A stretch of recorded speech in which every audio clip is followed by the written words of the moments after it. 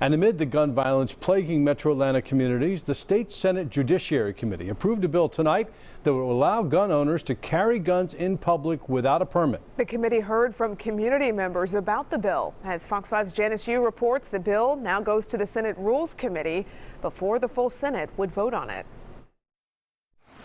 Those in favor of the bill say the government cannot do anything to restrict people's rights to bear arms. But those opposed to the bill say the Constitution doesn't say you are allowed to carry a gun without a license. And they say a bill like this one does little to stop the violence.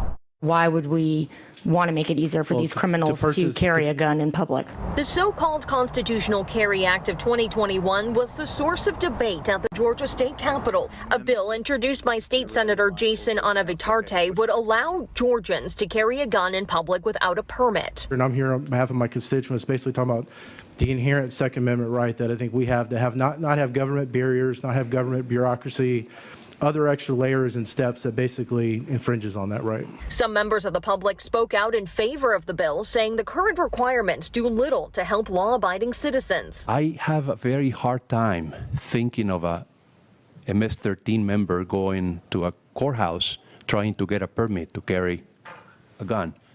That doesn't happen. That's a fallacy. And we are trying to punish law-abiding citizens.